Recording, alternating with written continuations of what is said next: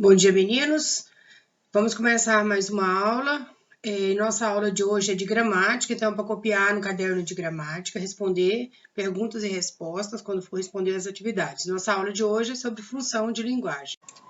Antes de chegarmos propriamente dito nas funções da linguagem, vamos entender como que a linguagem funciona. Então, a linguagem possui uma adequação e uma inadequação linguística. Olha o exemplo da tirinha. O cliente vai até a cozinha para conversar com o cozinheiro, mas ele não se faz ser entendido. Então, vamos entender o que está escrito na tirinha. Tem uma pergunta filosófica cozinheiro. Quem foi o deletério que engendrou esta massa pútrea e repelente? Ele me insultou? Não, que você saiba. Então, nesse caso, eu tenho duas hipóteses para falar sobre adequação e inadequação. Primeiro, é óbvio que não houve uma adequação linguística na tirinha. Por que não houve uma adequação linguística? Porque o cliente, ao chegar à cozinha e interpelar o cozinheiro sobre a pessoa que cozinhou, ele não foi claro, ele não foi objetivo. Então, adequar-se é se fazer ser entendido, é adequar a linguagem para que o outro possa entender o que você está falando. Então, nesse caso, eu tenho duas hipóteses para explicar a inadequação linguística. Então, a primeira hipótese, o falante ele foi incapaz de adequar a linguagem ao ouvinte. Ele não teve habilidade linguística para perceber que, ao fazer a pergunta ao cozinheiro, ele deveria ter falado de um modo mais simples, usando palavras do comum, do dia a dia, que o cozinheiro fosse entender. Então, por exemplo, ele poderia ter perguntado assim, quem foi o indivíduo nocivo que preparou essa massa podre e nojenta? Assim, ele teria sido mais claro, mais objetivo, ele teria feito uma adequação linguística. A segunda hipótese que nós podemos levantar para essa tirinha é que o falante estava indignado com a péssima qualidade da comida, mas para evitar confusão, ele intencionalmente construiu uma frase de modo que o cozinheiro não entendesse.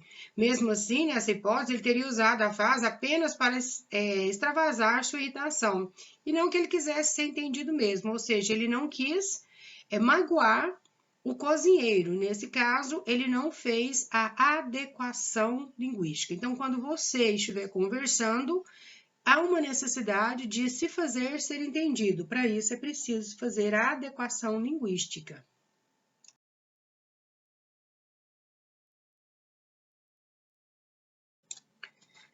Trouxe para vocês um quadro que vai falar sobre a adequação linguística, os fatores que vão influenciar essa adequação. Então, os atos de comunicação, elas têm uma finalidade variadíssima e a realizam nas mais diferentes circunstâncias. Então, há circunstâncias em que eu preciso usar uma linguagem mais comum, mais informal, uma linguagem do dia a dia.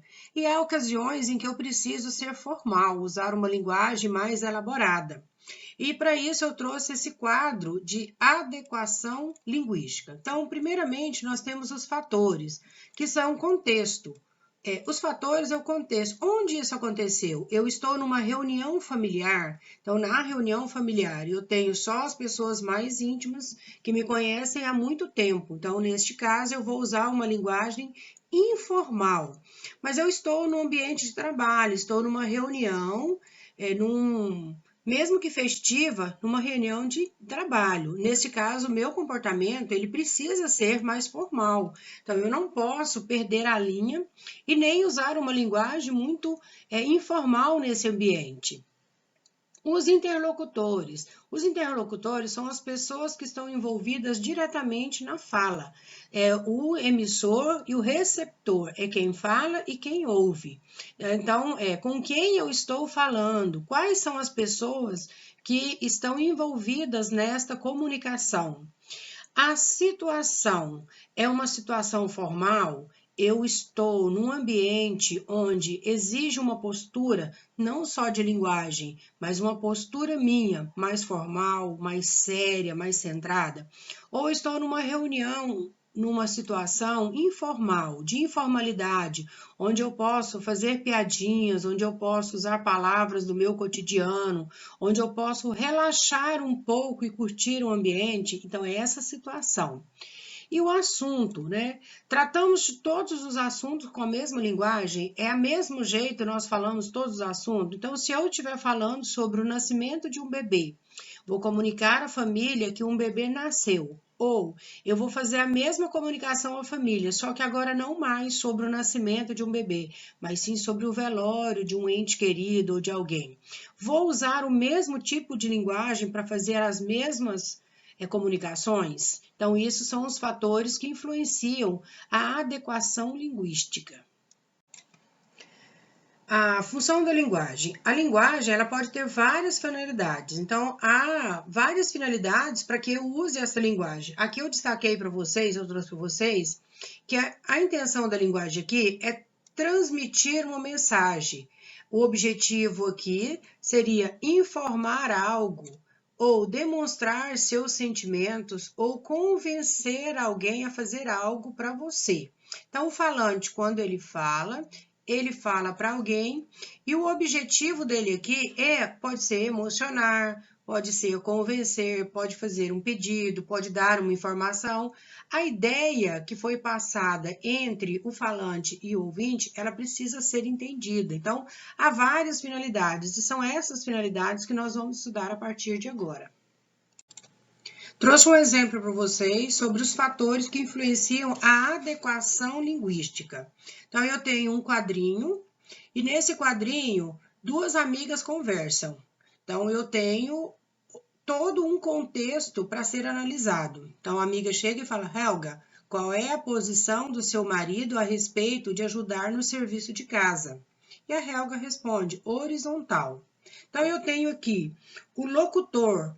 Quem é o locutor? O locutor é quem fala, então o locutor é a amiga da Helga. O interlocutor. Quem é o meu interlocutor? Meu interlocutor é quem escuta, quem participa da conversa, a Helga. A mensagem é o que elas conversam, então a mensagem aqui é a conversa que as duas estão desenvolvendo. O texto em si, qual a posição do marido da Helga em relação a ajudar nos serviços de casa. O código é a forma como isso foi passado, é o sistema de utilização pelo emissor para compor a mensagem. Então, nesse caso aqui, a linguagem foi a escrita, ela foi oral e é da língua portuguesa. Então, a convenção social que permite ao interlocutor compreender a mensagem, como que ela foi transmitida. Se isso aqui fosse em outra língua, por exemplo, estivesse escrito aqui em inglês, então nós teríamos o código língua inglesa. Ou espanhol, língua espanhola. O canal é o meio de veículo ou veículo através do qual a mensagem é transmitida. Papel, telefone, internet. Nesse caso aqui, é a linguagem oral, som e ar, meio físico que conduz a mensagem. É HQ, né? Histórias em quadrinhos. É o canal onde ela foi veiculada. Provavelmente ela saiu num jornal.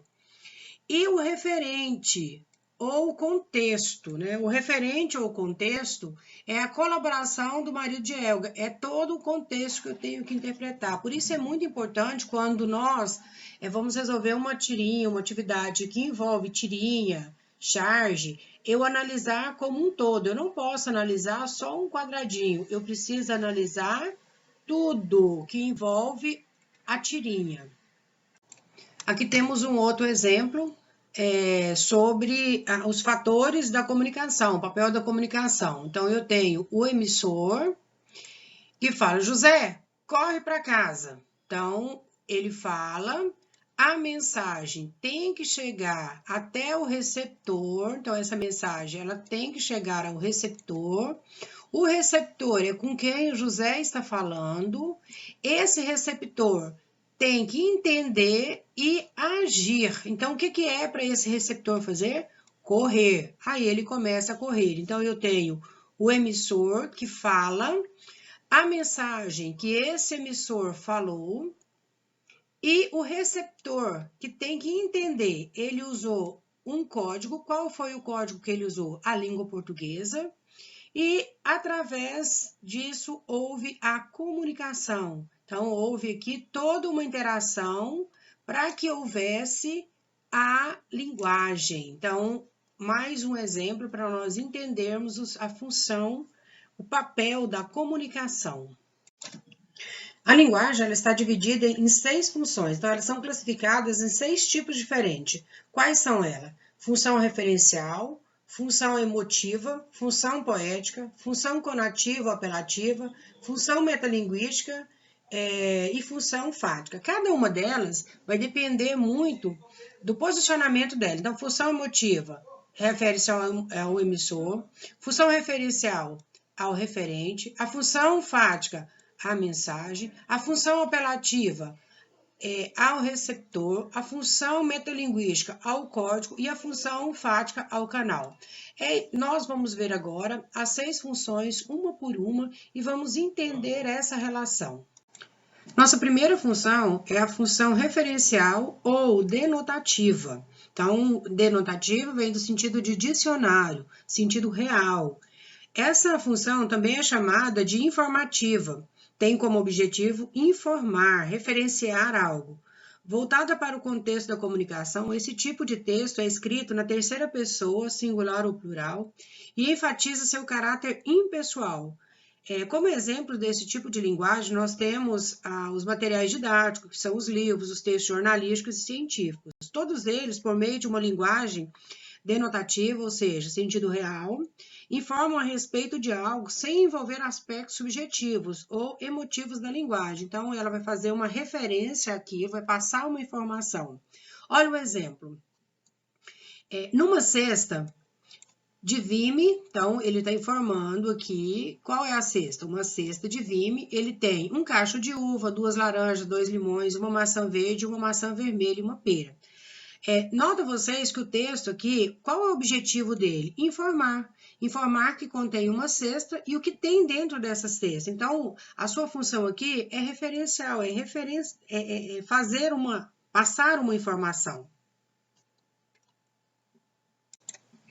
Segunda função é a conativa, que é também chamada de apelativa. A função conativa, ela é caracterizada por uma linguagem persuasiva, que tem o intuito de convencer o leitor. Por isso, o grande foco é no receptor da mensagem, quem vai receber essa mensagem. Essa função é muito utilizada nas propagandas publicitárias, nos discursos políticos, porque ela tem como objetivo influenciar o receptor por meio da mensagem transmitida, fazer com que o receptor faça o que ele determina. Esse tipo de texto costuma ser apresentado na segunda ou na terceira pessoa, com a presença do verbo no imperativo e o uso do vocativo. Olha o exemplo. Compre aqui. Compre aqui, concorra um carro 0 km. Ou vote em mim. Entre, não vai se arrepender. É só até amanhã, não perca. Então, a função conativa é uma linguagem muito utilizada nas propagandas no dia a dia. Também nas campanhas. Olha, se beber, não dirija. Respeite a vida. Nossa terceira função é a emotiva ou expressiva. Ela tem como objetivo, ela ocorre quando o emissor, então aqui eu tenho centrado no emissor, ele está em destaque. Então, quem escreve é que vai estar em destaque. Por quê? Porque ele vai ter como objetivo expressar seus sentimentos, suas emoções, suas opiniões. Aqui eu trouxe para vocês um exemplo que é uma poesia. Mas eu poderia ter trazido uma carta pessoal, um e-mail, que são textos, um diário, que vão falar dos sentimentos do emissor. Ele é que vai passar esse sentimento. Aí outra coisa bem bacana na função emotiva ou expressiva é que ela vem recheada, marcada por sinais de pontuação, como reticências, ponto de exclamação, então muita vírgula, letra minúscula, letra maiúscula, então ele vai ter toda essa liberdade de criação. Aí o exemplozinho aqui é se eu tivesse dedos de fada, bordaria estrelas no jardim, que fossem macias e estofadas para que, descalço, você andasse sobre elas, como quem pisa em canteiros de cetim. Mas, por não ter dedos de fada, vou tentar modelar com um poeta a palavra correta e o peito ardente, para que você descubra finalmente que sou sua poesia predileta. Olha que lindinho. Então, ele vai passar seus sentimentos, suas emoções, ele vai convencer o outro através de uma linguagem bem íntima, bem própria, bem sua. Nossa quarta função é a metalinguística. A função metalinguística é caracterizada porque ela está centralizada no código, usando uma linguagem para falar dela mesmo. O emissor explica um código usando o próprio código. Um texto que descreve sobre a linguagem textual ou um documentário cinematográfico que fala sobre a linguagem são alguns exemplos de textos que falam sobre o próprio texto. A poesia que fala da poesia, né? Então, a poesia que fala da criação da própria poesia, da sua função e do poeta. Um texto que comenta outro texto. Então, um texto que vai comentar um outro texto dentro do seu próprio texto é um texto metalinguística. Nessa categoria, nós vamos ter as gramáticas, os dicionários, né? Então, o dicionário, a gramática. Por que eles são chamados de metalinguístico? Porque eles vão trazer explicação de outros textos dentro do seu próprio texto. Então, como exemplo, trouxe, escrevo porque gosto de escrever. Então, ele está explicando aqui, usando o texto do próprio texto. Ao passar as ideias para o papel, sinto-me realizado. Então, escrever é uma forma de expressar gráfica. Isso define o que é escrita, bem como exemplo a função metalinguística. Então, ele escrevo porque gosto de escrever. Ao passar as ideias para o papel, sinto-me realizado. O Fernando Pessoa também tem um textinho bonitinho, ele começa assim, ele tem um pedaço que fala assim, o poeta é um fingidor. Finge tanto completamente que chega a fingir que é dor a dor que devera sente. Então, ele usa uma metalinguagem para explicar que a criação do poeta, ela é dor, e essa dor é uma dor que ele mesmo sente, e ele passa isso para o papel. Nossa quinta função é a função poética. Característica das obras literárias que possui como marca a função de sentido conotativo das palavras. Então, as obras literárias, principalmente a poesia, vai usar o sentido conotativo, marca registrada desse tipo de linguagem, de função poética. Nessa função, o emissor, ele preocupa-se de que maneira a mensagem será transmitida, por meio da escolha das palavras e das expressões. Nessa função, nós vamos usar muitas figuras de linguagem. Por isso que aqui nós vamos dizer que essa linguagem não é especificamente da obra literária. Eu posso encontrar essa linguagem na publicidade, nas expressões do cotidiano, e que eu uso muito as questões das metáforas. Trouxe para vocês um exemplo. É bem bonitinho, um textinho bem pequenininho do Abel Silva. Só uma coisa me entristece, o beijo de amor que não roubei, a jura secreta que não fiz, a briga de amor que não causei. Notem vocês que ele usa as palavras de uma maneira bem singular, bem pessoal, bem gostosinha, numa função conotativa das palavras. E por último, a função fática. Ela tem como objetivo estabelecer e interromper a comunicação de modo que o mais importante é a relação entre o emissor e o receptor da mensagem. Aqui o foco, né, o canal de comunicação. Então, a função fática, ela ocorre quando o emissor testa o canal de comunicação, a fim de observar. Então, qual que é o objetivo dele? Observar se está sendo entendido pelo receptor.